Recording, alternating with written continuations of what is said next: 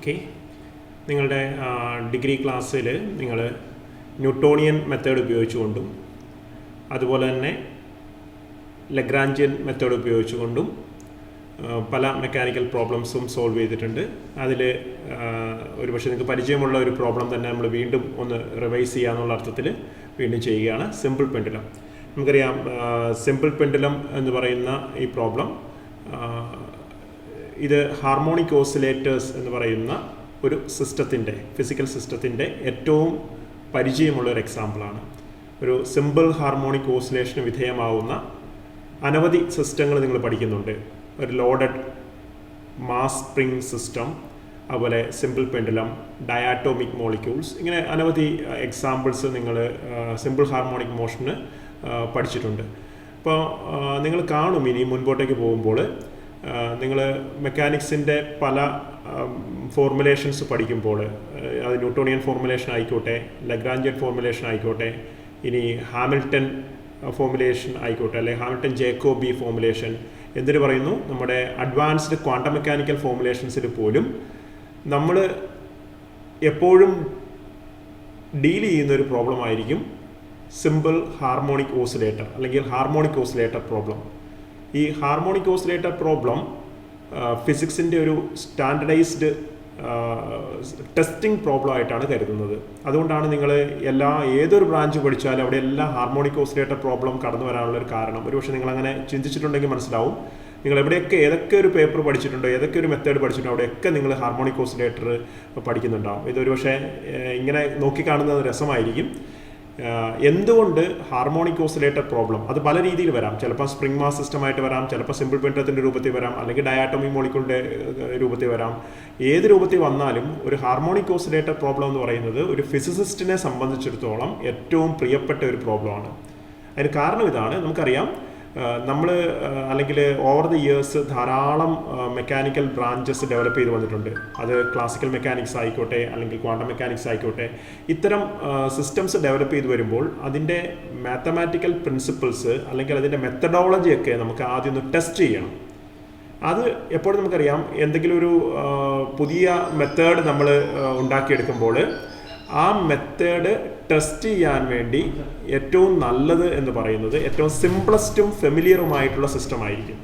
അധികം കോംപ്ലിക്കേഷൻസ് ഇല്ലാത്ത, നമുക്ക് എന്നാൽ റിസൾട്ടുകളൊക്കെ നമുക്ക് അതിൻ്റെ സ്വഭാവ സവിശേഷതകളൊക്കെ നമുക്ക് അറിയുന്ന ഒരു സിസ്റ്റത്തിലേക്ക് നമ്മൾ നമ്മുടെ മെത്തഡോളജി അപ്ലൈ ചെയ്യുകയാണെങ്കിൽ നമ്മുടെ മെത്തേഡ് സക്സസ്ഫുൾ ആണോ അല്ലയോ, ഇനഫ് ആണോ അല്ലയോ എന്ന് നമുക്ക് പെട്ടെന്ന് തിരിച്ചറിയാൻ പറ്റും. ഓക്കെ, ഒരു ഉദാഹരണത്തിന് ഞാൻ പറയാം. നമുക്കറിയാം, നമ്മൾ സാധാരണ ബയോളജിക്കൽ സയൻസസിലെ പരീക്ഷണങ്ങളൊക്കെ നമ്മൾ ആദ്യം, ഇപ്പോൾ ഫോർ എക്സാമ്പിൾ നമ്മുടെ ഇപ്പോഴത്തെ പാൻഡമിക് സിറ്റുവേഷനിൽ വാക്സിൻസ് ഒക്കെ ഡെവലപ്പ് ചെയ്യുകയാണ് അല്ലേ. ഈ വാക്സിൻസ് ഒക്കെ ഡെവലപ്പ് ചെയ്യുമ്പോൾ സാധാരണഗതിയിൽ നിങ്ങൾക്കറിയാം, പുതിയൊരു മെഡിസിൻ ഡെവലപ്പ് ചെയ്യുമ്പോൾ അത് ഹ്യൂമൻ ബീയിങ്സിൽ നേരിട്ട് അപ്ലൈ ചെയ്ത് അതിൻ്റെ ആഫ്റ്റർ എഫക്ട്സ് എന്താണ്, അതിൻ്റെ റിസൾട്ട് എന്താണ് എന്നൊക്കെ സ്റ്റഡി ചെയ്യാവുന്ന പലപ്പോഴും there are lot of ethical problems. Okay, അപ്പോൾ മാത്രമല്ല, ഒരുപക്ഷെ ഒരു ഹ്യൂമൻ ബീയിങ്ങിൽ ഉണ്ടാക്കുന്ന പ്രതികരണങ്ങൾ പഠിക്കുക എന്ന് പറഞ്ഞാൽ അത്രത്തോളം എളുപ്പമാവണമെന്നില്ല നേരിട്ട്. കാരണം ഹ്യൂമൻ ബീയിങ് എന്ന് പറയുന്നത് ഏറ്റവും ഒരു കോംപ്ലക്സ് ആയിട്ടുള്ള മെറ്റബോളിസമുള്ള ഒരു ഓർഗനിസമാണ്. അതുകൊണ്ട് നമുക്കറിയാം, നിങ്ങളുടെ ബയോളജി ക്ലാസ്സുകൾ, ചെറിയ ക്ലാസ്സുകളിൽ പഠിച്ചിട്ടുണ്ട്, പുതിയ മരുന്നുകൾ അല്ലെങ്കിൽ പുതിയ ഗവേഷണങ്ങളൊക്കെ നടക്കുന്നത് ആദ്യം ഏറ്റവും നമ്മളുടെ ഒരു ഹ്യൂമൻ അനാറ്റമിയോടും ഹ്യൂമൻ മെറ്റാബോളിസവുമായിട്ടൊക്കെ ഒരുപക്ഷെ ഒരു വിദൂര കണക്ഷനെങ്കിലും ഉള്ള ചില പെറ്റ് ആനിമൽസിൻ്റെ മുകളിലാണ് ആദ്യം ഈ പരീക്ഷണം നടത്തുക അല്ലേ. നിങ്ങൾ പഠിച്ചിട്ടുണ്ടാകും, ഈ ഗിനി പിഗ് എന്ന് പറയുന്ന ഒരുതരം ഗിനി പിഗ് എന്നാണ് പറയുക, എങ്കിലും ഗിനി പിഗ് എന്ന് പറയുന്ന ഒരുതരം റാറ്റാണ്. ഓക്കെ, അതുപോലെ വെള്ളെലികളിൽ നിങ്ങൾ ജനറ്റിക്സ് ഒക്കെ പഠിക്കുമ്പോൾ പഠിച്ചിട്ടുണ്ടാവും, ഇങ്ങനെയുള്ള വളരെ സിമ്പിൾ സിസ്റ്റത്തിലാണ് പഠിക്കുക. അല്ലെങ്കിൽ നിങ്ങൾ ജനറ്റിക്സിൽ മറ്റൊരു കാര്യം പഠിച്ചിട്ടുണ്ടാവും, what I call fruit fly അല്ലേ. ഫ്രൂട്ട് ഫ്ലൈയുടെ നമ്മളെ കൂവീച്ച എന്ന് പറയുന്ന ഈ ഫ്രൂട്ട് ഫ്ലൈയുടെ മുകളിലാണ് സാധാരണഗതിയിൽ ഏറ്റവും കൂടുതൽ ജനറ്റിക്സ് എക്സ്പെരിമെൻറ്റ്സ് ഒക്കെ നടത്തിയിട്ടുണ്ടാവുക. അതിന് കാരണം എന്താ വെച്ചാൽ they are actually simplest systems having A distant relationship with the actual complicated physical systems. അപ്പോൾ അത്തരം സിമ്പിൾ സിസ്റ്റങ്ങളിൽ നമ്മളുടെ മെത്തേഡുകൾ അപ്ലൈ ചെയ്യുകയും അവയിൽ അവ വിജയിക്കുന്നുണ്ട് എങ്കിൽ നമ്മൾ എന്ത് ചെയ്യുന്നു, നമ്മൾ അതിന് ജനറലൈസ് ചെയ്യുകയാണ്. സിമിലർ ആയിട്ടുള്ള വിജയം നമുക്ക് ഒരു കോംപ്ലിക്കേറ്റഡ് സിസ്റ്റത്തിലും പ്രതീക്ഷിക്കാൻ പറ്റുമെന്ന് നമ്മൾ അനുമാനിക്കുകയാണ്. And that is a method of actually science in general, not only physics, science in general. We apply our newly developed principles and methods to simple systems which are taken as model systems. And I be using a word toy model. Okay, ഒരു model system എന്ന് പറയുന്നത് toy മോഡലാണ്. അപ്പം അത്തരം simple സിസ്റ്റത്തിന് ഫിസിക്സിലെ ഏറ്റവും നല്ല ഉദാഹരണമാണ് ഹാർമോണിക് ഓസിലേറ്റേഴ്സ്. ഓക്കെ, അധികം കോംപ്ലിക്കേഷൻസ് ഒന്നും ഇല്ലാത്ത നമുക്ക് ചിരപരിചിതമായ ചില എക്സാമ്പിൾസിലേക്കാണ് നമ്മൾ ആദ്യം ന്യൂട്ടോണിയൻ മെത്തേഡ് ആയിക്കോട്ടെ അല്ലെങ്കിൽ അനലിറ്റിക്കൽ മെക്കാനിക്സിലെ ഏതൊരു ബ്രാഞ്ച് ആയിക്കോട്ടെ നമ്മൾ ആദ്യം അപ്ലൈ ചെയ്ത് നോക്കുക ഇത്തരത്തിലുള്ള സിസ്റ്റത്തിലേക്കാണ്. അപ്പോൾ എനിക്കിങ്ങനെ പറയാം, നമുക്കിങ്ങനെ വേണമെങ്കിൽ ഇങ്ങനെ കൺക്ലൂഡ് ചെയ്യാൻ പറ്റും സിമ്പിളായിട്ട്. നമ്മുടെ ഹാർമോണിക് ഓസിലേറ്റർ എന്ന് പറയുന്നത് ഫിസിക്സിൻ്റെ ഒരു ഗിനി പന്നിയാണെന്ന് പറയാം, ഗിനി പിഗ് ആണെന്ന് പറയാൻ പറ്റും. Okay, so harmonic oscillator can be considered as the testing animal in the case of physics. അതുകൊണ്ടാണ് നമ്മൾ എല്ലാ മെത്തേഡുകളും ആദ്യം അപ്ലൈ ചെയ്യുന്നത് ഹാർമോണിക് ഓസിലേറ്റർ പ്രോബ്ലത്തിലായിരിക്കും. Okay, so we are doing the same thing here. So we are going to test the effectiveness of Lagrange's equation of motion on a simple pendulum system. So that is the first example that I am going to discuss here. So our aim, in a simple pendulum problem, our aim is to find out the time period of the simple pendulum or the frequency of the simple pendulum. So let's see how to do that one by using the Lagrangian method. Okay, as usual, we have got a simple pendulum here with an unstretchable string of length L connected to a point bob of mass M hung from a rigid support A in the figure. Okay, അപ്പോൾ ഞാൻ ചിത്രത്തിൽ കാണിച്ചിരിക്കുന്നു. A C എന്ന് പറയുന്നത് okay നമ്മുടെ പെൻഡുലത്തിൻ്റെ equilibrium പൊസിഷനാണെന്ന് കരുതുക. Equilibrium പൊസിഷനിൽ നിന്നും തീറ്റ എന്ന് പറയുന്ന ഒരു ആംഗിൾ ഡിസ്പ്ലേസ്ഡ് ആയിട്ടാണ് ഡി എന്ന് പറയുന്ന ഒരു എക്സ്ട്രീം പൊസിഷൻ ബോബ് ഉള്ളത്. Okay, as usual. ഇനി L is the length of the string. AC and AD both are equal to L. Okay, is not AC and AD both are equal to L. The pendulum bob will be moving over the arc of a circle with L as the radius. Okay, so theta is the angle made by the pendulum string with the vertical at one of its extreme positions. Okay, so that be the this is the initial description. ഇനി നമുക്കറിയാം Lagrange's equation of motion. ഞാൻ തൽക്കാലം ഇവിടെ ആ Lagrange's equation of motion ഒന്ന് reproduce ചെയ്യുകയാണ്. So that we will have always A guiding equation with us. So what is the Lagrange's equation of motion? It's the common form. Our equation was just d by dt of, I am writing it here, d by dt of dou L by dou qj dot, that's the general form, dou by dou qj dot minus dou L by dou qj is equal to 0 for every j value. Okay, and you know that where this j value, the dummy index runs from 1 to small n, where small n is the number of degrees of freedom, n is the degree of freedom. Okay, qj is the generalized coordinate and qj dot is the generalized velocity. L is the Lagrangian of the particular system. അപ്പോൾ ഇതാണ് നമ്മുടെ Lagrange's equation of motion. നമുക്ക് ഇവിടെ ചെയ്യേണ്ടത് നിങ്ങൾക്കറിയാം, ഏതൊരു സിസ്റ്റമാണോ നമുക്ക് analyse ചെയ്യാൻ ലഭിച്ചിരിക്കുന്നത് ആ സിസ്റ്റത്തിൻ്റെ ലഗ്രാഞ്ചിൻ ആദ്യം കണ്ടുപിടിക്കുക എന്നുള്ളതാണ് നമ്മുടെ മുമ്പിലുള്ള ഏറ്റവും ആദ്യത്തെ responsibility. The first step in solving any problem by using Lagrangian mechanics will be to find out the Lagrangian of the given system. And thereafter you have to apply that Lagrangian in the Lagrange's equation of motion and solve for it. So that is a simple technique. Okay, Newtonian method ആയിരുന്നെങ്കിൽ അവിടുത്തെ method എന്തായിരുന്നു? We have to find out the mass, the force acting, okay, resultant force acting on the system, and then you have to apply the equation F equal to ma. അപ്പോൾ Newtonian മെത്തേഡിൽ force കണ്ടുപിടിക്കുക എന്ന് പറയുന്ന വളരെ ക്രൂഷ്യലായ ഒരു step ഉണ്ടായിരുന്നു. Resultant force കണ്ടുപിടിക്കുക എന്ന് പറയുന്ന ഒരു ക്രൂഷ്യലായ സ്റ്റെപ്പ് ഉണ്ടായിരുന്നു. അപ്പോൾ ആ സ്റ്റെപ്പിന് പകരമാണ് ലഗ്രാഞ്ചിയൻ മെക്കാനിക്സിൽ തന്നിരിക്കുന്ന സിസ്റ്റത്തിൻ്റെ ലഗ്രാഞ്ചിയൻ കണ്ടുപിടിക്കുക എന്ന് പറയുന്ന സ്റ്റെപ്പ് വരിക. ഓക്കെ, ഇനി ന്യൂട്ടോണിയൻ മെത്തേഡിൽ നമ്മൾ റിസൾട്ടൻ്റ് ഫോഴ്സ്, സിസ്റ്റത്തിൻ്റെ മുകളിൽ ആക്ട് ചെയ്യുന്ന റിസൾട്ടൻ്റ് ഫോഴ്സ് കണ്ടുപിടിച്ച് കഴിഞ്ഞാൽ ആകെ ഒരു സ്റ്റെപ്പേ അവശേഷിക്കുന്നുള്ളൂ. എന്താണ്? ആ റിസൾട്ടൻ്റ് ഫോഴ്സിനെ മാസ് ഇൻറ്റു ആക്സലറേഷൻ എന്ന് ഇക്വേറ്റ് ചെയ്യുക. ഓക്കെ, അതിന് പകരം ഇവിടെ എന്ത് വരുന്നു? നിങ്ങൾ ലഗ്രാഞ്ചിയൻ കണ്ടുപിടിച്ച് കഴിഞ്ഞാൽ ആ ലഗ്രാഞ്ചിയനെ നിങ്ങൾ എന്ത് ചെയ്യുന്നു, നമ്മുടെ ലഗ്രാഞ്ചസ് ഇക്വേഷൻ ഓഫ് മോഷനിൽ സബ്സ്റ്റിറ്റ്യൂട്ട് ചെയ്യുകയും അതിനെ സോൾവ് ചെയ്യുകയും ചെയ്യുക.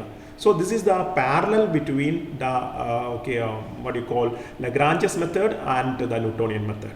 Okay, so that is A thing. അപ്പോൾ ഇതാണ് നമ്മുടെ റെഫറൻസ് ഇക്വേഷനായിട്ട്, നമ്മുടെ ഗൈഡിങ് ഇക്വേഷനായിട്ട് ഞാനിവിടെ ആദ്യം തന്നെ എഴുതി വെച്ചിരിക്കുകയാണ്. മനസ്സിലുണ്ടായാൽ മതി. But as a beginner we are just writing this equation here itself. Okay, ഇനി നമുക്ക് പതുക്കെ പുറകിലേക്ക് പോകാം.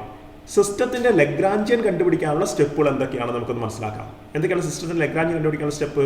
നിങ്ങൾക്കറിയാം, ലഗ്രാഞ്ചിയൻ ഞാനിവിടെ ഫസ്റ്റ് പ്രോബ്ലം ആയതുകൊണ്ട് മാത്രം വളരെ ഡീറ്റെയിൽഡ് ആയിട്ട് ഈ പ്രോബ്ലത്തിൻ്റെ അപ്രോച്ചിനെ പറ്റി ഒന്ന് പറയുകയാണ്.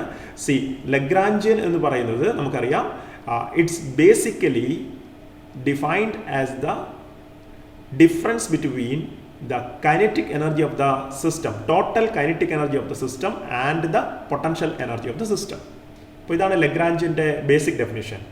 L is equal to T minus V, where T is the total kinetic energy of the system and V is the total potential energy of the system. ഇനി നമുക്കൊരു കാര്യം ചെയ്യാം, ലഗ്രാഞ്ചിൻ്റെ ഫങ്ഷണൽ ഡിപ്പെൻഡൻസ് ഒന്ന് എഴുതി നോക്കാം. ലഗ്രാഞ്ചിൻ്റെ ഫങ്ഷണൽ ഡിപ്പെൻഡൻസ്. സോ ആ function dependence അറിയാനൊരു വഴിയുണ്ട്. സാധാരണ നിങ്ങൾ ഓർത്ത് കൈനറ്റിക് എനർജി, ഒരു മെക്കാനിക്സിൽ കൈനറ്റിക് എനർജി എന്ന് പറയുന്നത് സാധാരണ അതൊരു ട്രാൻസ്ലേഷണൽ കൈനറ്റിക് എനർജി ആവാം. അങ്ങനെയാണെങ്കിൽ അത് ½ mv² ആണ് അല്ലേ.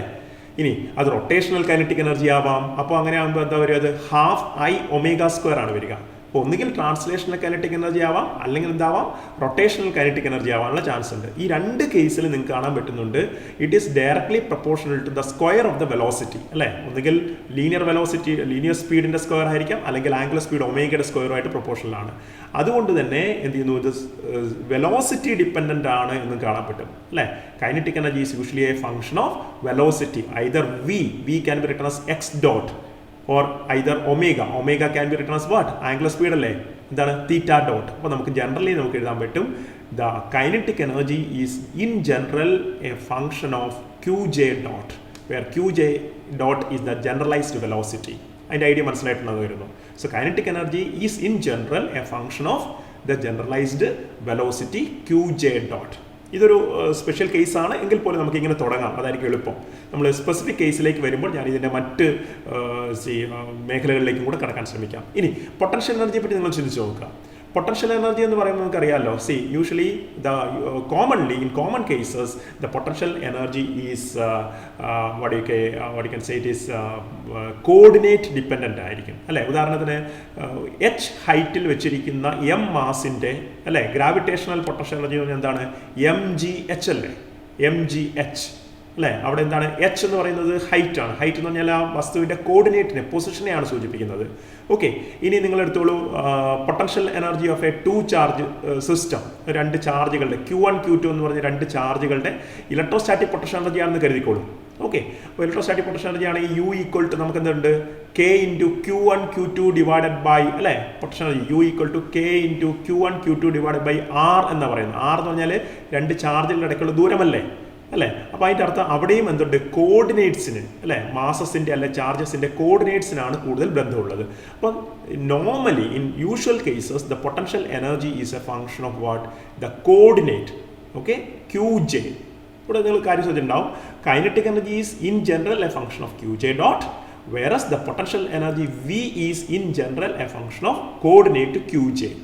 ഇവിടെ ഒരു കാര്യം ഞാൻ പറയാം, പൊട്ടൻഷ്യൽ എനർജി വെലോസിറ്റി ഡിപ്പെൻഡൻറ്റ് പൊട്ടൻഷ്യൽസും ഉണ്ട്, മറന്നു പോരുത് കേട്ടോ. വെലോസിറ്റി ഡിപ്പെൻഡൻറ്റ് പൊട്ടൻഷ്യൽസും ഉണ്ട്. നിങ്ങൾ ആലോചിച്ചാൽ മനസ്സിലാവും ഏതാണ്. സാധാരണ കൺസർവേറ്റീവ് സിസ്റ്റത്തിൻ്റെ കേസിലൊക്കെ എന്താണ്, വെലോസിറ്റി ഇൻഡിപെൻഡൻറ്റ് പൊട്ടൻഷ്യൽ ആണെങ്കിൽ there are velocity dependent potentials also. When there is A velocity dependent force there can be A velocity dependent potential. I will talk about velocity dependent potentials later as A separate thing.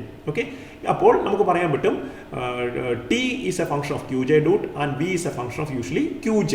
Okay, അങ്ങനെയാണെങ്കിൽ നമുക്ക് പറയാം Lagrangian, ഇവരുടെ രണ്ടിൻ്റെയും difference എന്ന് define ചെയ്തിരിക്കുന്ന ലഗ്രാഞ്ചിയനെ നമുക്ക് എങ്ങനെ എഴുതാൻ പറ്റും. നമ്മൾ ഓൾറെഡി പറഞ്ഞിട്ടുണ്ട്, Lagrangian is defined as a function of QJ. എങ്ങനെ, വിയുടെ ഡിപ്പെൻഡൻസിൽ നിന്നാണ് ഇവിടെ QJ എന്നുള്ള ഡിപ്പെൻഡൻസ് വന്നത്. പിന്നെ it's also A function of what, QJ dot അല്ലേ. എവിടുന്നാണ് ഈ QJ ഡോട്ട് ഡിപ്പെൻഡൻസ് വെലോസിറ്റി ലഗ്രാഞ്ചിന് വന്നത്, അത് കൈനറ്റിക് എനർജിയുടെ ഡിപ്പെൻഡൻസിൽ നിന്നാണ് QJ ഡോട്ട് ഡിപ്പെൻഡൻസ് വരുന്നത്. ഇനി ചില സാഹചര്യങ്ങളിലെങ്കിലും എന്താണ്, ഈ ലഗ്രാഞ്ചിയൻ എന്ന് പറയുന്നത് ടൈം ഡിപ്പെൻഡൻ്റ് ആവാം, എക്സ്പ്ലിസിറ്റ് ഡിപ്പെൻഡൻസ് ഓൺ ടൈം ഉണ്ടാവാം. ഓക്കെ. പക്ഷേ നമ്മളിപ്പോൾ എടുക്കുന്ന കേസുകളിൽ എക്സ്പ്ലിസിറ്റ് ഡിപ്പെൻഡൻസ് ഒഴിവാക്കിക്കൊണ്ടുള്ള എന്താണ് സിസ്റ്റമാണ് നമ്മൾ കരുതുന്നത്. അതുകൊണ്ട് ഞാൻ തൽക്കാലം ഇവിടെ L is a function of Q J and Q J dot എന്നുള്ളതാണ് എൻ്റെ ഐഡിയ ആയിട്ട് എടുക്കുന്നത്. ക്ലിയർ ആണെന്ന് കരുതുന്നു. ഓക്കെ. ഇവിടെ കോമ ടൈം എന്നും കൂടെ എഴുതുന്നതിൽ തെറ്റില്ല. അപ്പോൾ അതിനനുസരിച്ച് ഒന്നുകിൽ കൈനറ്റിക് എനർജി ടൈം ഡിപ്പെൻഡൻ്റ് ആവാം, അല്ലെങ്കിൽ പൊട്ടൻഷ്യൽ എന്താവും ടൈം ഡിപ്പെൻഡൻ്റ് ആവും. But that's a next level of problem. I will give you some examples of that level of problem later. Okay. അപ്പോൾ ലഗ്രാഞ്ചിൻ ഇതാണ്. അപ്പോൾ നിങ്ങൾ കണ്ടല്ലോ, നിങ്ങൾക്ക് ലഗ്രാഞ്ചിൻ ഓഫ് ദ സിസ്റ്റം കണ്ടുപിടിക്കണമെങ്കിൽ എന്ത് വേണം? സിസ്റ്റത്തിൻ്റെ കൈനറ്റിക് എനർജി കണ്ടുപിടിക്കപ്പെടണം, സിസ്റ്റത്തിൻ്റെ പൊട്ടൻഷ്യൽ കണ്ടുപിടിക്കപ്പെടണം. ഇനി കേൾക്കുമ്പോൾ വളരെ സ്ട്രേറ്റ് ഫോർവേഡാണ്. കൈനറ്റിക് എനർജി കണ്ടുപിടിക്കാന്ന് പറഞ്ഞാൽ ഒന്നുകിൽ ഹാഫ് mv² ആയിരിക്കും, അല്ലെങ്കിൽ ഹാഫ് i⍵² ആയിരിക്കും, അല്ലേ? പക്ഷേ ഇവിടെ പ്രശ്നമുണ്ട്. നിങ്ങൾക്കറിയാം, കൈനറ്റിക് എനർജിയും പൊട്ടൻഷ്യൽ എനർജിയും എന്തിൻ്റെ ഫങ്ഷൻസ് ആയിട്ട് എഴുതപ്പെടണം? ജനറലൈസ്ഡ് വെലോസിറ്റിയുടെയും ജനറലൈസ്ഡ് കോർഡിനേറ്റ്സിൻ്റെയും, അതായത് ക്യൂ ജെ ഡോട്ടിൻ്റെയും ക്യൂ ജെയുടെയും ഫങ്ഷൻസ് ആയിട്ട് എഴുതപ്പെടണം, അല്ലേ? നമുക്ക് സാധാരണ വിയോ അല്ലെങ്കിൽ എക്സോ എന്ന് എഴുതിയാൽ പോരാ, ജനറലൈസ്ഡ് കോർഡിനേറ്റ്സ്. അപ്പോൾ ആദ്യം നമ്മൾ കണ്ടുപിടിക്കേണ്ടത് എന്താണ്? ഈ സിസ്റ്റത്തിൻ്റെ, നമ്മൾ ഡിസ്ക്രൈബ് ചെയ്യുന്ന സിസ്റ്റത്തിൻ്റെ പ്രോപ്പറായ ജനറലൈസ്ഡ് കോർഡിനേറ്റ് ഏതാണെന്ന് ഐഡൻറ്റിഫൈ ചെയ്യുക എന്നുള്ളതാണ് ആദ്യത്തെ കേസ്. ഇനി എത്ര ജനറലൈസ്ഡ് കോർഡിനേറ്റ് ഉണ്ടാവും, അല്ലേ? നമുക്ക് ഇവിടെ ജെ എന്നല്ലേ പറഞ്ഞിരിക്കുന്നത്, അല്ലേ? ജെ എന്ന് പറഞ്ഞിരിക്കുന്നത്. ജെ എന്ന് പറയുമ്പോൾ എന്താണ്? J can run from 1 to n ആണ്.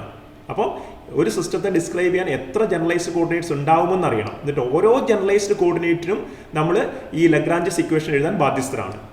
V have to write the Lagrange's equation for each of the generalised coordinates. ഇപ്പോൾ 2 ജനറലൈസ്ഡ് കോർഡിനേറ്റ് ഉണ്ടെങ്കിൽ നമ്മൾ 2 ഇക്വേഷൻ എഴുതേണ്ടി വരും. ഒരു ജനറലൈസ്ഡ് കോർഡിനേറ്റ് ഉള്ളെങ്കിൽ നമുക്ക് എന്ത് ചെയ്യാം? ഒരു ഇക്വേഷൻ എഴുതിയാൽ മതി. ഇനി if you have got 100 generalised coordinate for a complicated system, you have to write 100 equations and then solve it. Clear to you? Okay. അപ്പോൾ ഇങ്ങനെയാകുമ്പോൾ നമ്മൾ ആദ്യം എന്ത് ചെയ്യേണ്ടി വരും? നമ്മുടെ സിസ്റ്റത്തിൽ എത്ര ജനറലൈസ്ഡ് കോർഡിനേറ്റ് ആവശ്യമാണെന്ന് കണ്ടുപിടിക്കണം. എങ്ങനെ ജനറലൈസ്ഡ് കോർഡിനേറ്റിൻ്റെ ആവശ്യം എണ്ണം എങ്ങനെ കണ്ടുപിടിക്കുക? അതിനുവേണ്ടിയാണ് നമ്മൾ എന്ത് ചെയ്യുന്നത്? സിസ്റ്റത്തിൻ്റെ ഡിഗ്രി ഓഫ് ഫ്രീഡം ആദ്യം കണ്ടുപിടിക്കുക. ഞാൻ നേരെ ഫൈനൽ എയിമിൽ നിന്നും പുറകിലേക്കാണ് വരുന്നത്. Okay system. സോ നമ്മുടെ first step in every problem solution using Lagrangian mechanics will be to identify the degree of freedom. അപ്പോൾ ഞാനിവിടെ എഴുതുവാണ് തൽക്കാലം നിങ്ങൾക്കൊരു കോപ്പി ബുക്ക് ശൈലിയിൽ ഒരു പ്രോബ്ലം അനലൈസ് ചെയ്യണമെങ്കിൽ അതിനുള്ള സ്റ്റെപ്പുകൾ ഞാനിവിടെ എഴുതാണ്. ഐഡൻറ്റിഫൈ, ഇതാണ് ആദ്യം നിങ്ങൾ ചെയ്യുക പ്രോബ്ലത്തിൽ. ഒരു സാമ്പിൾ പ്രോബ്ലം എടുത്ത് ഞാനതിനെ ഒന്ന് ബൈസെക്ട് ചെയ്യുകയാണ്. Okay. Identify the degree of freedom of the system. N കണ്ടുപിടിച്ചു, അല്ലേ? അപ്പോൾ നമുക്കത് ചെയ്തു പോയതോടൊപ്പം നോക്ക്, നമ്മുടെ പ്രോബ്ലം ഏതാണ്? ഏറ്റവും സിംപ്ലസ്റ്റ് പ്രോബ്ലം ഏതാ? എത്ര മാസ് ഉണ്ട്? എത്ര പാർട്ടിക്കിൾ ഇവിടെ ഉണ്ട്? There is only 1 particle. So the number of particles in the system capital N equal to 1, അല്ലയോ? ഇനി ക്യാപിറ്റൽ N 1 ആണല്ലോ. ഇനി what is the degree of freedom? നമ്മൾ ഓൾറെഡി ഡിഗ്രീസ് ഓഫ് ഫ്രീഡത്തിൻ്റെ എക്സാമ്പിൾസ് പറഞ്ഞതാണ്. ഇവിടെ 2 ഹോളോണോമിക് കൺസ്ട്രെയിൻസ് ഉണ്ട്, അല്ലേ? ഒരു സിമ്പിൾ പെൻഡുലത്തിൻ്റെ കേസിൽ 2 ഹോളോണോമിക് കൺസ്ട്രെയിൻസ് ഉണ്ട്. ഇനി ഈ കൺസ്ട്രെയിൻസ് ഒന്നും ഇല്ലായിരുന്നെങ്കിൽ ഡിഗ്രി ഓഫ് ഫ്രീഡം എത്ര ആവണമായിരുന്നു? It should have been 3n, അല്ലേ? n ഈക്വൽ ടു 3n എന്നുള്ളതല്ലേ നമ്മൾ പഠിച്ച degree of freedom. Okay. So 3n ആയിരുന്നേനെ. പക്ഷേ അപ്പോൾ 3n എന്ന് പറയുമ്പോൾ 3 × 1 ഈക്വൽ ടു 3 ആയിരുന്നേനെ ഇവിടെ. പക്ഷേ നമുക്കിവിടെ എന്തുണ്ട്? 2 ഹോളോണോമിക് കൺസ്ട്രെയിൻസ് ഉണ്ട്. ഏതൊക്കെയാണ് ഹോളോണോമിക് കൺസ്ട്രെയിൻസ്? ഒന്ന് L equal to a constant, അല്ലേ? സിമ്പിൾ പെൻഡുലത്തിൻ്റെ length of the pendulum is a constant. അതൊരു ഇക്വാലിറ്റി ആണ്. സോ ഇതൊരു ഹോളോണോമിക് കൺസ്ട്രെയിൻ്റ് ആണ്. ഓക്കെ. ഇനി രണ്ടാമത്തെ കൺസ്ട്രെയിൻറ്റ് ഏതാണെന്ന് നിങ്ങളൊന്ന് ആലോചിച്ച് നോക്കിയേ. ഇത് 3 ഡയമെൻഷണൽ മോഷൻ ഇത് പറ്റുന്നുണ്ടോ? ഇല്ല. ഇതിന് 2 ഡയമെൻഷൻ മോഷൻ മാത്രമേ പറ്റുന്നുള്ളൂ. Let's say that it is moving in the XY plane. ഇത് XY പ്ലെയിനിലാണ് മൂവ് ചെയ്യുന്നത് എഴുതുക. അതിൻ്റെ അർത്ഥം ഈ M എന്ന് പറയുന്ന ബോബിന് ഒരു കോർഡിനേറ്റ്സ് നമ്മൾ എഴുതുവാണെങ്കിൽ XY എന്ന് പറഞ്ഞ 2 കോർഡിനേറ്റ്സ് ഉണ്ടാവും. ഒറിജിൻ നിങ്ങൾ എവിടെയെങ്കിലും വെച്ചോളൂ ഇപ്പോൾ തൽക്കാലം. ഓക്കെ. ഞാൻ പറയുന്നത് XY are the coordinates of the system എന്ന് എഴുതുന്നു. ഓക്കെ. ഇനി അങ്ങനെയാണെങ്കിൽ അതിൻ്റെ അർത്ഥം എന്താണ്? ഇതിൻ്റെ ഈ XY പ്ലെയിനിലായിരിക്കും നമ്മുടെ പെൻഡുലം ബോബ് എപ്പോഴും ഓസിലേറ്റ് ചെയ്യുക. അതിൻ്റെ അർത്ഥം എന്താണ്? There is 1 more constraint. എന്താണത്? അതിൻ്റെ z coordinate is always equal to 0. Clear ആണെന്ന് വരുന്നു. അപ്പം ഇതൊരു കൺസ്ട്രെയിൻ്റ് ആണ്, ഇത് രണ്ടാമത്തെ കൺസ്ട്രെയിൻ്റ് ആണ്. So what is the number of constraints here? Number of constraints is equal to number of constraint equations. So that is equal to 2. അപ്പോൾ നമുക്കറിയാം, after reducing the number of holonomic constraints, the remaining degree of freedom is equal to 3n minus k എന്നാണ് നിങ്ങൾ പഠിച്ചിട്ടുള്ളത്. So നമ്മൾ already പറഞ്ഞതാണ്, ഞാൻ ഒന്നുകൂടി repeat ചെയ്യുന്നുള്ള കണ്ടിന്യൂറ്റിക്ക്. ഇപ്പോൾ ഇവിടെ എന്താണ്? 3 × 1 3 - 2 ഇറ്റ്സ് ഈക്വൽ ടു 1. അപ്പോൾ നമുക്ക് കിട്ടി നമ്മുടെ പ്രോബ്ലത്തിൽ എന്താണ്? n ഈക്വൽ ടു 1 ആണ്. So the simple pendulum is an example of system with single degree of freedom. Okay. ഒരേ ഒരു ഡിഗ്രി ഓഫ് ഫ്രീഡമേ ഉള്ളൂ നമ്മൾ മനസ്സിലാക്കി. ഇനി ഡിഗ്രി ഓഫ് ഫ്രീഡം എത്രയുണ്ടോ അത്രത്തോളം ജനറലൈസ്ഡ് കോർഡിനേറ്റ് ആണ് നമുക്ക് ആവശ്യമായിട്ട് വരിക. ഒരു ഡിഗ്രി ഓഫ് ഫ്രീഡമേ ഉള്ളൂവെങ്കിൽ ഒരു ജനറലൈസ് കോർഡിനേറ്റ് മതി നമുക്ക് ആ സിസ്റ്റത്തെ എക്സ്പ്ലെയിൻ ചെയ്യാൻ. ഇനി 3 ഡിഗ്രി ഓഫ് ഫ്രീഡം ഉണ്ടെങ്കിൽ നമുക്ക് ആ സിസ്റ്റത്തെ ഏറ്റവും സിമ്പിളായിട്ട് എക്സ്പ്ലെയിൻ ചെയ്യണമെങ്കിൽ മിനിമം നമുക്ക് 3 ജനറലൈസ്ഡ് കോർഡിനേറ്റ് എങ്കിലും വേണ്ടി വരും. അപ്പോൾ അതിൻ്റെ അർത്ഥം നമ്മളിവിടെ ഡിഗ്രി ഓഫ് ഫ്രീഡം ഐഡൻറ്റിഫൈ ചെയ്തു. ഇനി എന്ത് ചെയ്യണം?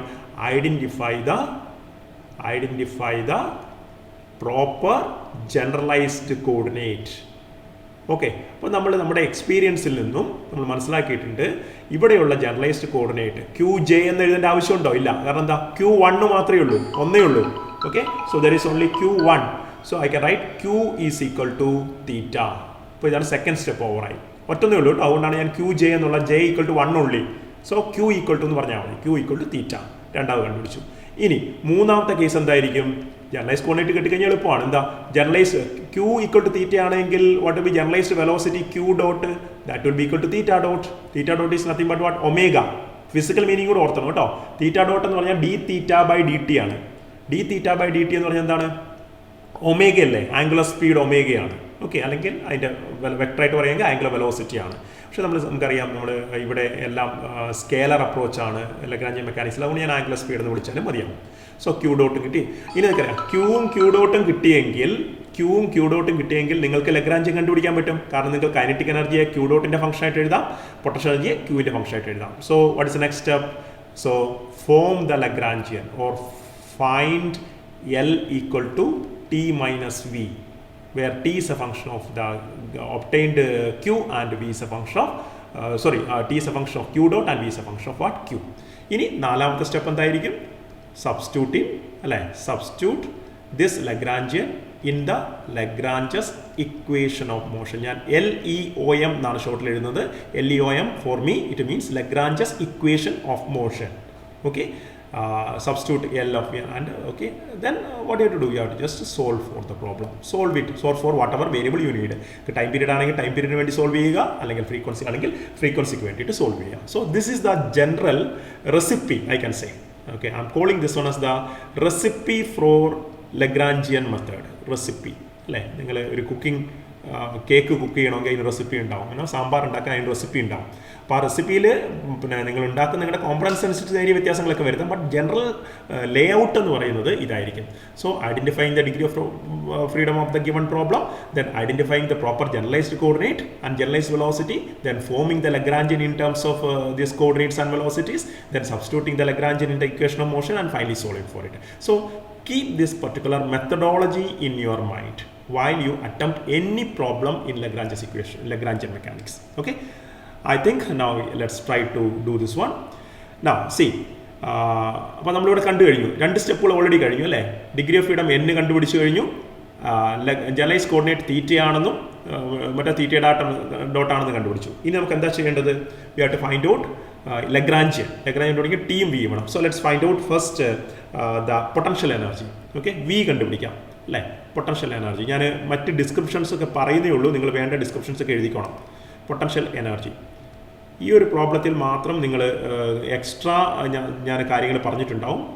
അടുത്ത പ്രോബ്ലം ആകുമ്പോഴത്തേക്കും നമ്മൾ ഈ സിസ്റ്റം ഫോളോ ചെയ്യും. അപ്പോൾ നിങ്ങൾക്ക് മറ്റുള്ള സ്റ്റെപ്പുകളൊക്കെ ഒഴിവാക്കാം. ഞാൻ ഈ പറഞ്ഞിരിക്കുന്ന സ്റ്റെപ്പുകളൊക്കെ ഒഴിവാക്കാം. സി പൊട്ടൻഷ്യൽ എനർജി V ആണ് അല്ലേ? സോ V പൊട്ടൻഷ്യൽ നമ്മൾ V എന്ന് ഉപയോഗിച്ചിരുന്നു. പൊട്ടൻഷ്യൽ എനർജിക്ക് U ആണ് സാധാരണ ഉപയോഗിച്ചിരുന്നത്. പക്ഷേ നമ്മളിവിടെ ലഗ്രാഞ്ച് മെക്കാനിക്സിൽ V എന്ന് പറയുന്നത് പൊട്ടൻഷ്യൽ എനർജി ആയിട്ട് എടുക്കുന്നു. And there is no much difference between potential and potential energy. What's difference between potential and potential energy? മെക്കാനിക്സിൻ്റെ കേസിലാണെങ്കിൽ potential energy per unit mass is known as what? Potential അല്ലേ?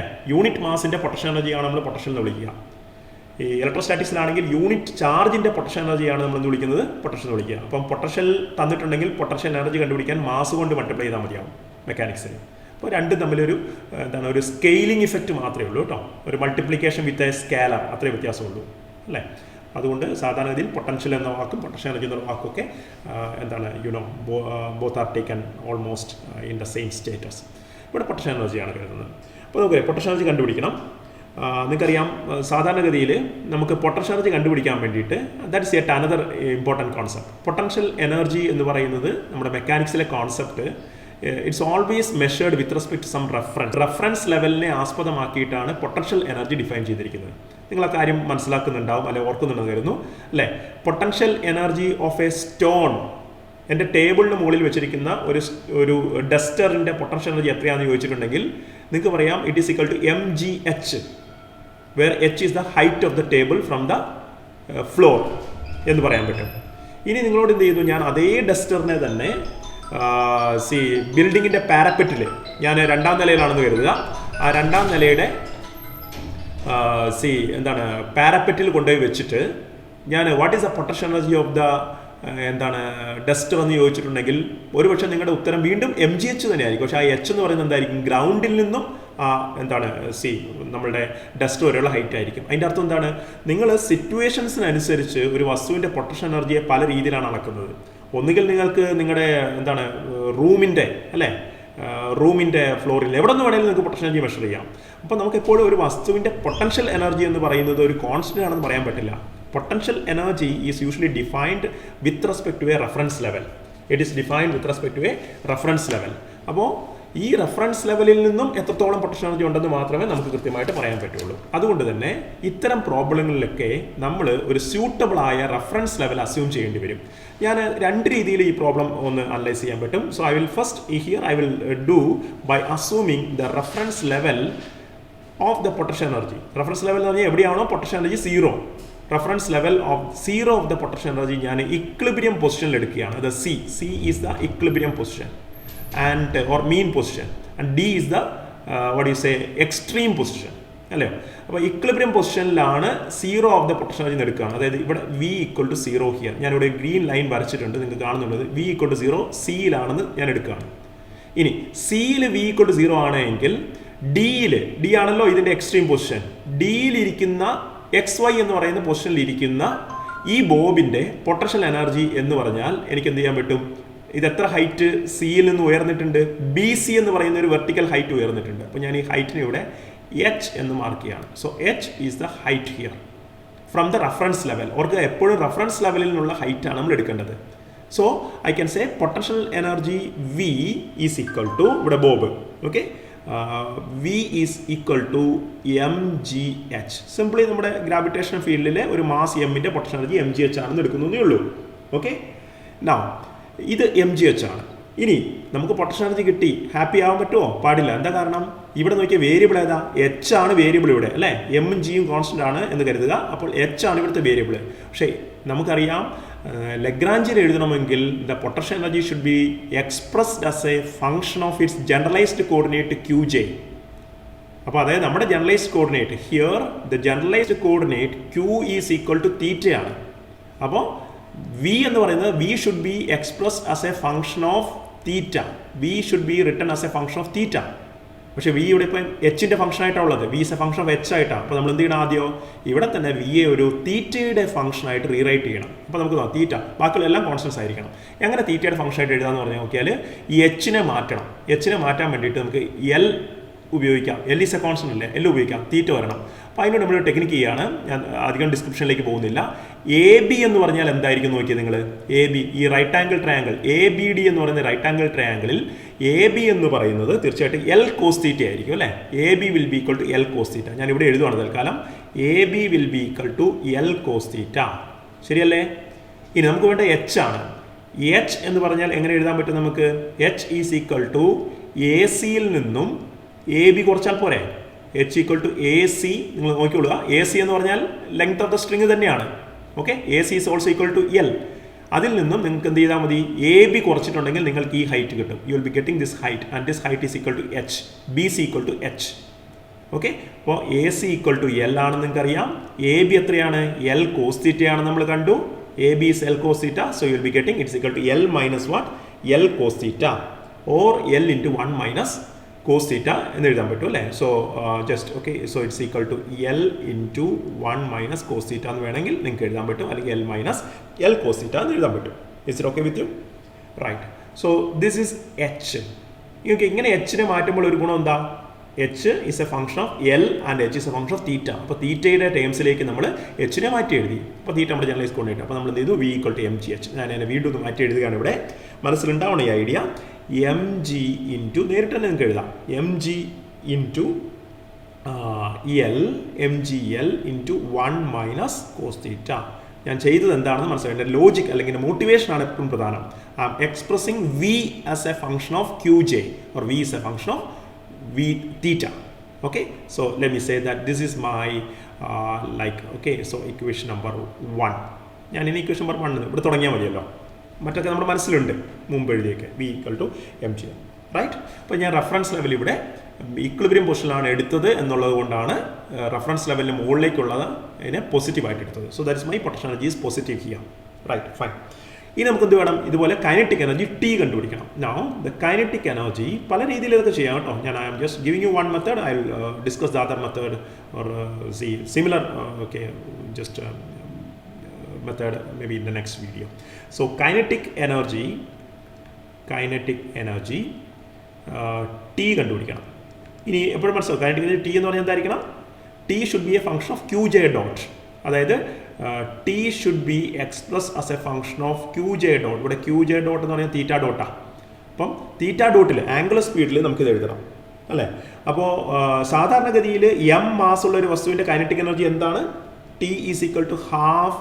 എപ്പോഴും നിങ്ങൾക്ക് apply ചെയ്യാൻ പറ്റുന്ന linear translation kinetic energy half mv² അല്ലേ. ഇനി ഇതിനെ മാറ്റിയാൽ മതി, നിങ്ങൾ V = mgh എഴുതിയിട്ട് അതിനെ മാറ്റിയ പോലെ തന്നെ T = half mv² എഴുതിയിട്ട് അതിനെ മാറ്റിയാൽ മതിയാവും. സോ ഹാഫ് mv² ആണ്. പക്ഷെ നമുക്ക് വിയിൽ എഴുതാൻ പാടില്ല. V അല്ല നമ്മുടെ generalise coordinate.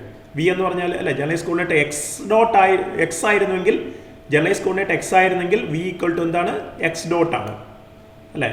V = x dot, sorry ഇവിടെ V = x ഡോട്ട് എന്ന് എഴുതിക്കൂടാ. എന്താ പ്രശ്നം, കാരണം ഇത് മോഷനിൻ്റെ പ്ലെയിൻ അല്ലേ. മോഷനെ പ്ലെയിനിൽ v² will be equal to x.² plus y.² എന്ന് എടുക്കേണ്ടി വരും അല്ലേ. Is it correct, x.² plus അല്ലേ y.² ആയിരിക്കും v² എന്ന് പറയുന്നത്. vx അല്ലേ, v = √vx² പ്ലസ് vy² എന്നല്ലേ വരേണ്ടത്. അപ്പോൾ അത് അങ്ങനെയാണ് വേണ്ടത്. പോട്ടെ, തൽക്കാലം എക്സും വൈയും അല്ല, കാർട്ടീഷ്യൻ അല്ല, തീറ്റ ആണല്ലോ. ഒറ്റ ജനറലൈസ് കോർഡിനേറ്റ് മതിയല്ലോ തീറ്റ. അപ്പോൾ നമ്മൾ എന്ത് ചെയ്യുക വെച്ചാൽ വിയെ നമുക്ക് എന്ത് ചെയ്യാൻ പറ്റും, തീറ്റ ഡോട്ടിൻ്റെ ടേംസിലേക്ക് മാറ്റണം. കാരണം T തീറ്റ ഡോട്ടിലേക്ക് വരണം. അപ്പോൾ എന്താ ഗുണമുള്ളത്, നമ്മൾ പഠിച്ചിട്ടില്ലേ, ലീനിയർ സ്പീഡും ആംഗുലർ സ്പീഡും തമ്മിലുള്ള ബന്ധം എന്താ, V = r⍵ എന്ന് പഠിച്ച് ഓർമ്മയെടുക്കുക.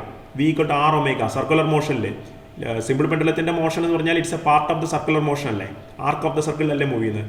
V = r⍵. r⍵ എന്ന് പറയുന്നത് r × തീറ്റ ഡോട്ട് എന്ന് എടുക്കാം. Omega is nothing but theta dot. ഇനി r എന്ന് പറയുന്നത് നമ്മുടെ പ്രോബ്ലത്തിലെ L ആണ്. Okay, length of the simple pendulum അല്ലേ. So I can say V = we can be substituted as L × theta dot. നേരിട്ട് നിങ്ങൾക്ക് അത് ചെയ്യാൻ പറ്റും കേട്ടോ with experience. So it is equal to half m v² എന്ന് പറയുമ്പോൾ എന്ത് വരും, L theta dot whole square എന്നായിട്ട് മാറും.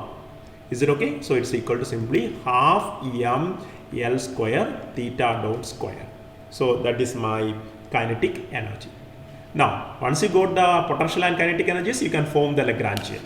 ഓക്കെ, അപ്പോൾ ഇതാണ് നമ്മൾ ചെയ്തത്. അപ്പോൾ നമ്മൾ ചെയ്തത് എന്താണ് ഇപ്പോൾ, we obtained T as a function of theta dot and V as a function of theta. Therefore, we go to the next page. Therefore, Lagrangian of the simple pendulum.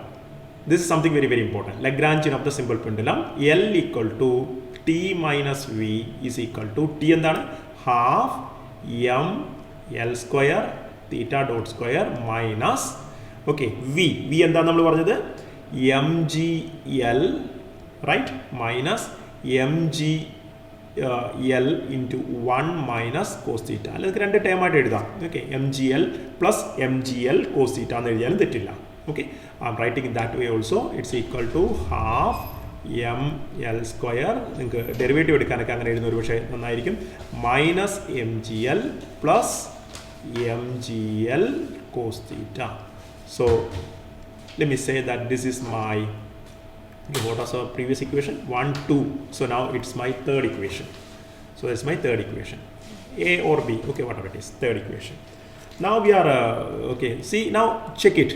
നമ്മൾ പറഞ്ഞ പോലെ is not Lagrangian now expressed as a function of theta and theta dot. ഓരോ സ്റ്റെപ്സും verified ആകുന്നുണ്ടോ നോക്കണം. qj dot ആയിട്ട് എഴുതിയില്ലേ, കാരണം നമുക്ക് ഇവിടെ തീറ്റ dot വരുന്നുണ്ട് ഫസ്റ്റ് ടൈമിൽ, തേർഡ് ടൈമിൽ തീറ്റ വരുന്നുണ്ട്, ബാക്കിയുള്ളതെല്ലാം കോൺസ്റ്റൻസ് ആണ്. ഹാഫ് m L g എന്ന് പറയുന്ന എല്ലാം കോൺസ്റ്റൻസ് ആണ്. So L is only A function of theta and theta dot. Actually here it is independent of time. It is time independent ആയിട്ടുള്ള ലഗ്രാഞ്ചിയൻ ആണ്. That's A common thing. Fine. Now it's quite easy. What do you have to do? You have to substitute in the Lagrange's equation of motion. The Lagrange's equation of motion രണ്ടെണ്ണമാണുള്ളത്. എന്തൊക്കെയാണ്, d/dt of അല്ലേ ഡോ L by ഡോ q J dot. Therefore ഞാൻ നേരിട്ട് ഒരു step by step ആയിട്ട് എഴുതുകയാണ്, നിങ്ങൾക്ക് നേരിട്ട് ചെയ്യാൻ പറ്റും. സോ ഡോ എൽ ബൈ ഡോ ക്യൂ ജെ ഡോട്ട്. ഡോ ക്യൂ ജെ ഡോട്ട് എന്ന് പറഞ്ഞാൽ എന്താണ്, ഡോ തീറ്റ ഡോട്ട്. What is ഡോ ബൈ ഡോ theta dot? So it will be dou by dou theta dot of L. So what will be that L? I can write L as, you see that equation number 3. I am writing equation number 3. RHS of equation number 3. So what will be that? There is only one term containing theta dot. The first term only contains theta dot. Second term, it's just containing theta. So since it is partial derivative with respect to theta dot, only the first term will be giving you a non-zero value. So what is that? It will be equal to simply theta dot square, its partial derivative will be 2 theta dot. So 2 and 2 will be getting cancelled. So finally it is what? ml square theta dot alone. Is it not? ml square theta dot. So that is dou L by dou theta. Let me say that it's there 1, or I can say this is 4, right? Like now also I need dou L by dou qj. So what is dou L by dou qj? That is qj equal to theta, so it will be dou L by dou theta. So dou L by dou theta will be equal to dou by dou theta of equation number 3. Equation 3. So what will be the result? It will be equal to, as usual, the first term is a function of theta dot only. Second term is independent of both theta and theta dot. So only what we are left with is the third term. Third term is having mgl cos theta. So there is a function of theta. So the derivative of cos theta will be equal to minus sin theta. So the answer is going to be what? Minus mgl sin theta.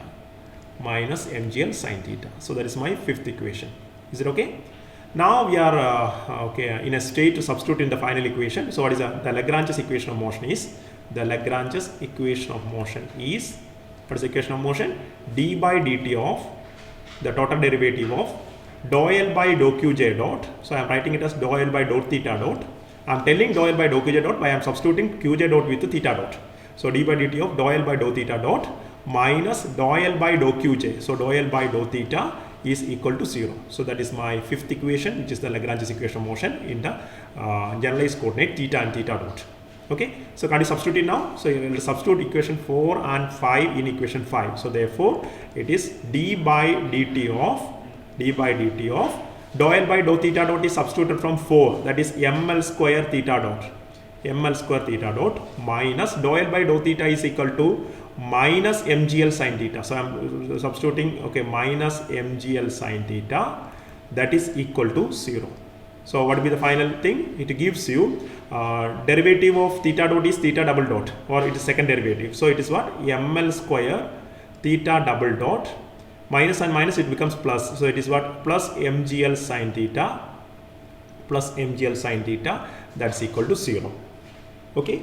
Now, can you just rearrange this equation? You can rearrange this equation. So, on rearranging this equation, you will be getting, of course, L square, or I can say theta double dot equal to, that is a rearrangement, theta double dot is equal to minus, you will take minus mgl sin theta to the other side. So, it will be equal to minus g sin theta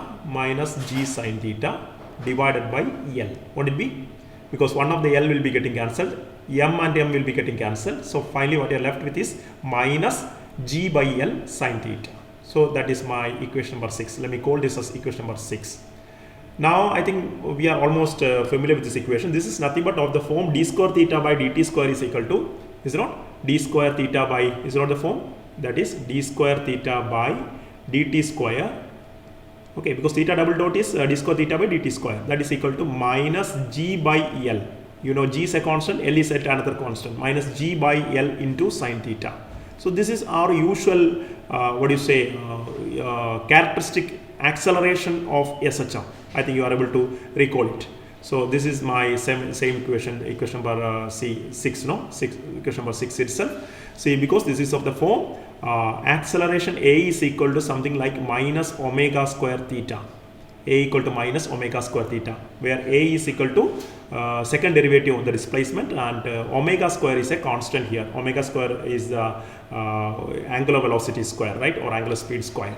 Theta is a variable. But here there is a problem. You already have seen that there is, instead of theta, here it is sin theta. And how to overcome this problem? In simple pendulum experiments, we are just permitted to do only small displacements. We should not give large displacements. So for small displacements means when theta is small, that is known as small angle approximation in trigonometry. So when theta is small, when theta is small. What does mean theta is small? Practically, it means that we are taking the bulb only to very small angles. Usually angles as low as some 15 degree. Up to some 15 degree, it will give you some reliable results. Okay. When theta is small, what I can do is that I can write sine theta approximately equal to theta. How come that one? You know, there is an expansion. Sine theta is equal to, there is series expansion of sine theta. Sine theta is equal to theta minus theta cubed by 3 factorial plus theta raised to 5 by 5 factorial minus so on. So when theta is very small, you can just truncate all the higher terms, higher powers of theta, and you can retain only the first term, and the first term will be theta. Okay, and that is how sine theta is reducing to theta by the series expansion and truncating, or by neglecting all the higher powers of theta. Okay, so that is the thing. Sine theta is approximately equal to theta. In that case, you can write this is equal to simply minus g by L into theta. Okay, and see this equation number 7 is of the form a equal to minus, it's of the form a equal to minus omega square theta, or I can say it is of the form d square theta, it's of the form d square theta by dt square is equal to minus omega square theta, whatever way. So let me say that this is equation number 8, the standard, the differential equation for SHM. So we identify that the system is executing SHM. Now for the system executing SHM, omega square represents the square of the angular, angular frequency. So omega square is equal to, you will get on comparison, omega square is equal to G by L. And now this is a very familiar say track that you already have seen, or it gives you omega is equal to root of G by L. Okay, so you got the angular frequency. If you need the frequency of the time period, then you can just further rewrite omega is equal to 2 pi f. That is 2 pi f is equal to root of G by L. You can skip all these steps. I am just writing it for the sake of completeness. So therefore, it gives you f equal to 1 by 2 pi into root of G by L. Or if you are interested in the time period, you can just take the reciprocal of this one, or t is equal to 2 pi into root of L by G. The much familiar equation for the time period of a simple pendulum. Okay, so that's about the application of Lagrange's equation of motion as an alternative technique for the Newtonian method in solving the simple pendulum problem. Okay, you might have observed one thing, that in our discussion we didn't consider the the vector nature of any of the quantities, and that is what you have to understand here. During our entire discussion, we didn't mention anything regarding the vector nature of the quantities involved. Okay, we just focus only on scalar quantities like potential energy and scalar kinetic energy of the system. Both were scalar quantities. And one more thing you have to note, that our problematic fellow, which was the problematic fellow in all these problems, in string problems, that was the tension. And tension is the force of constraint. You can see that during the solution of the problem, we didn't even mention the word tension at all. So there was no tension regarding tension. Okay, so it means that constraints are automatically deleted from the discussion of the problem when we are following the Lagrange's equation of motion, and that is one of the advantage of the Lagrangian method in comparison to the the versatile Newtonian method. Okay, so I should mention that it's at the same time it's an advantage and it's also a limitation. Why? If you are interested to find out the tension, you won't be able to find it out using Lagrangian method, because Lagrangian method is considering only the scalar quantities. Okay, so if you are interested to find out the tension of the in a problem, then you will have to of course depend upon what the vector approaches like the Newtonian approach, right? So at the same time, the Lagrange's method is having advantage as well as limitation. So let's focus only on the advantage. Okay, so that was the simplest toy problem that we have done. We will be able to discuss further on this similar problem. I will tell you, or I will give you another short video on the other method. Okay, by taking the reference level of the potential energy at the origin, at the pivot point. We can solve the same problem by shifting the reference level of the potential energy to the to the pivot point, than taking it or than fixing it at the mean position. Okay, we will do that in the next video. Just go through it So the problem has been so lengthy in the solution because I wanted to focus on the methodology. Strictly speaking, this problem can be completed within what, 5 minutes, okay, not 5 minutes even, okay, within lesser time. But see that our aim was to just to discuss and identify the problem solution method, okay. That is why it has become so lengthy, okay. Hope you have you understood it, okay. We'll meet in the next video. Thank you.